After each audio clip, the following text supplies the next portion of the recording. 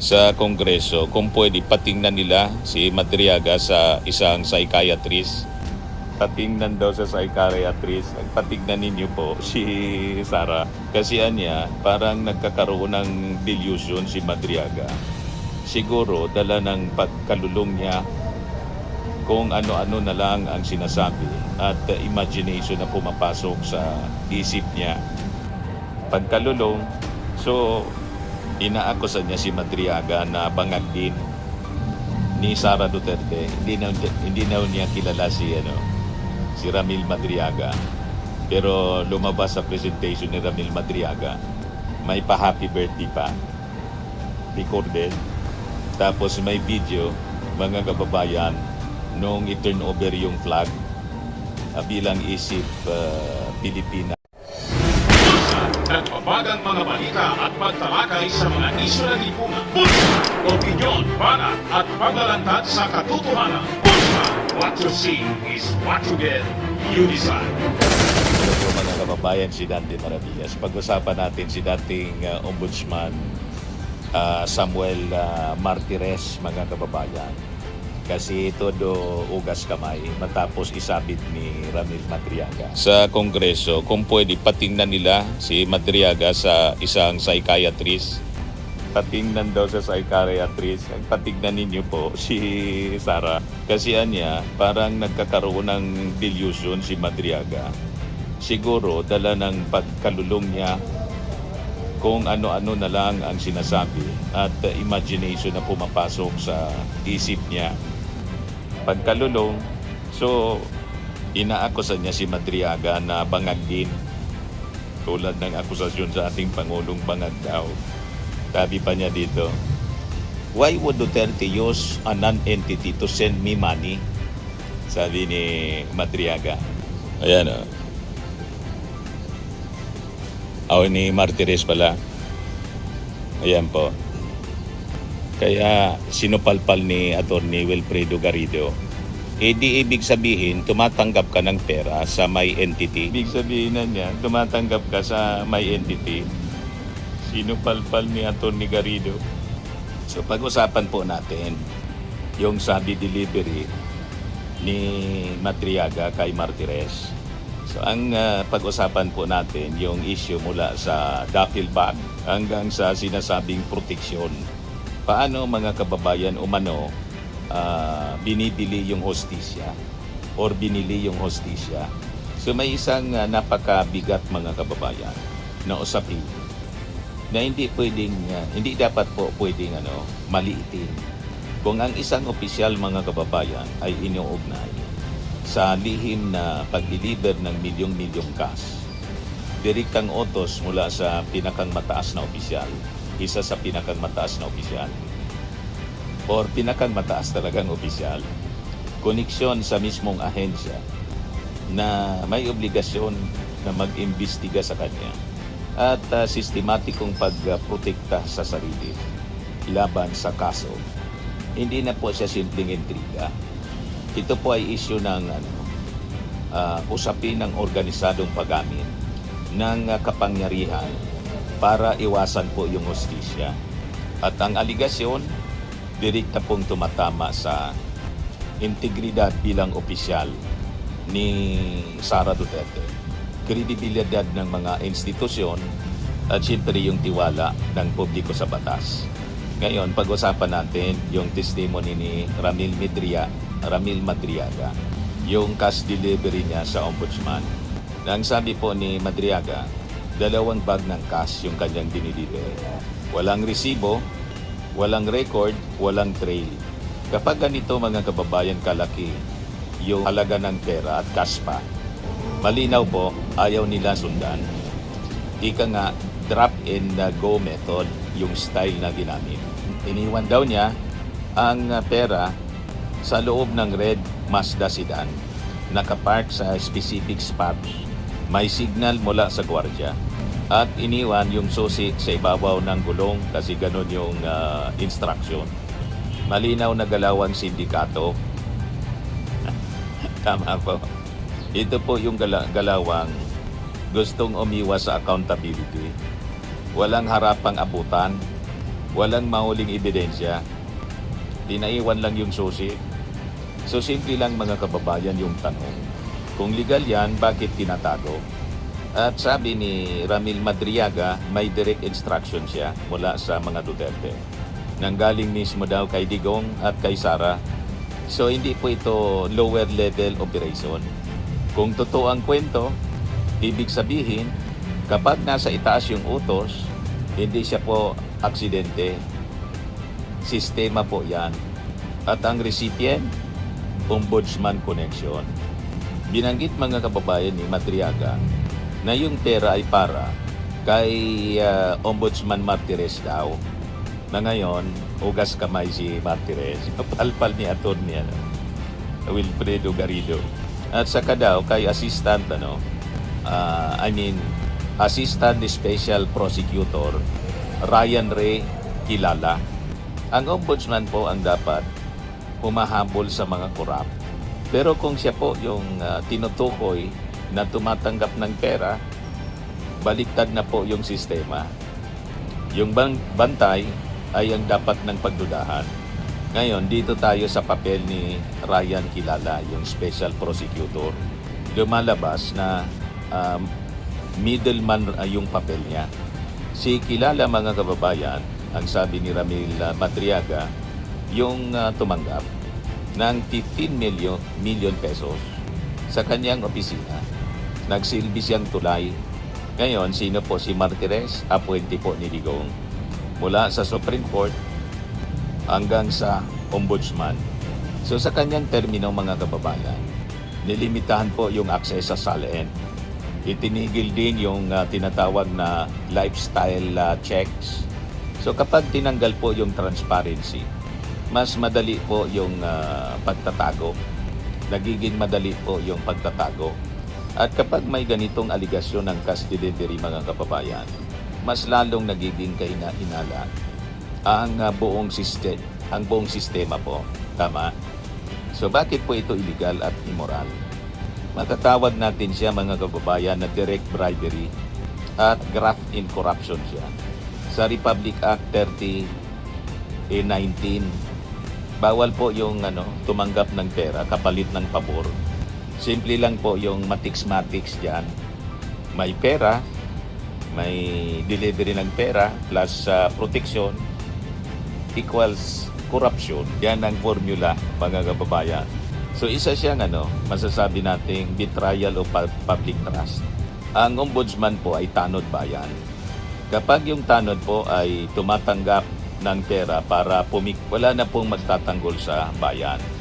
Ang tawag niyan mga kababayan, bantay sa lakay. Ano ang tawag ng mga ganyan? Yung dapat na magbantay, siya yung sumalakay. Bantay sa lakay. So dito pumapasok ang issue sa obstruction of justice. Suhol para pigilan ang kaso. Hindi lang po pag-iwas sa batas. Pag-control na po siya sa batas. Kaya nga po, ang nangyari, maraming mga kaalyado ang naabsuelto noon sa ombudsman. Kaya, ganun pala yung nangyari dahil may ganyang sistema pala. Kung papaniwalaan natin yung naging pasabog ni Ramil Madriaga. Conflict of interest siya na malinaw mga kababayan.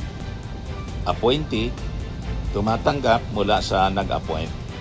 Maling-mali, di ba mga kababayan? At masasabi natin na pagnanakaw sa kaban ng bayan. Kasi ayon sa aligasyon, sa testimony ni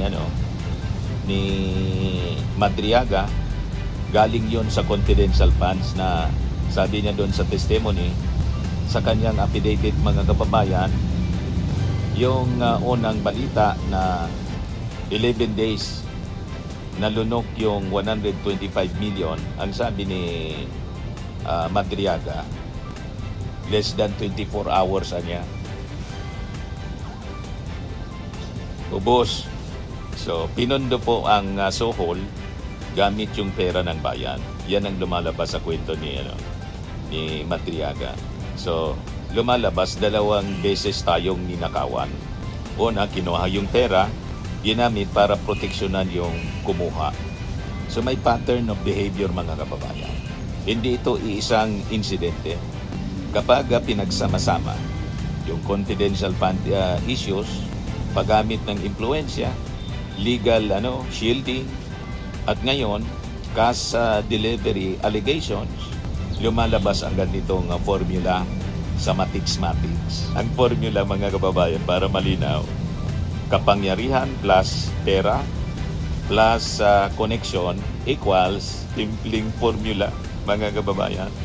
May system level, hindi lang tao, makina ito mga kababayan.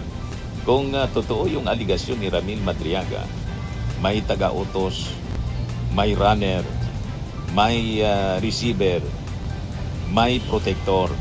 Malinaw na ito po ay isang sistema na sinet up. Isa pong mekanismo siya para siguraduhin walang mananagot sa kanila, pati sa mga kaalyado, mga kababayan, kapag nalagay sa alanganin. Malinaw po? Ngayon, bakit mabigat yung testimonya po ni Ramil Madriaga? Sabi mismo ni Ramil Madriaga, bahagi daw siya, parte siya ng inner circle na pilit na dinideny ni Sara Duterte. Hindi na niya kilala si Ramil Madriaga. Pero lumabas sa presentation ni Ramil Madriaga, may pa-happy birthday pa, recorded. Tapos may video, mga kababayan, nung i-turn over yung flag bilang isip Pilipinas organizer, si Ramil. Daming picture, mga kababayan, and video conference. Magkakausap sila. Kaya taranta yung mga DDS vloggers nang mag-testimony si Ramil Madriaga. Pilit na sinisira yung reputasyon. Ngayon, sunod-sunod na kaso, inihanda mga kababayan ni Sara. Yun ang mga latest na balita ngayon.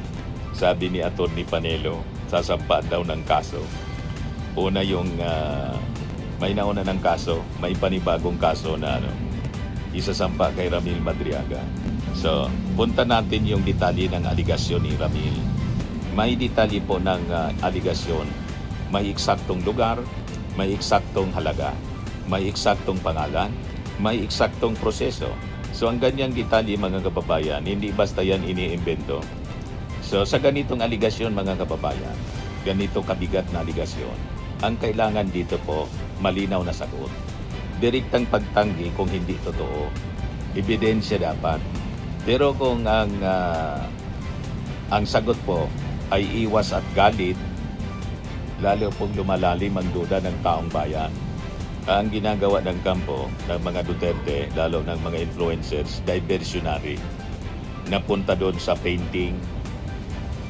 At si Sara naglabas ng statement doon sa pagiging flanker ni Ramil, hindi man doon sa kanyang direktang revelasyon. Parang yung articles of impeachment, hindi man sinasagot yung articles of impeachment ni Sara, kundi technicalities yung focus nila. Malinaw na pag-iwas, lalong nagdududa yung mga tao. Kaya sa Okta Research Survey mga kababayan, 69% sa mga na-survey ang nagsabi, pabor sila sa impeachment laban kay Sara para malinawan yung mga aligasyon.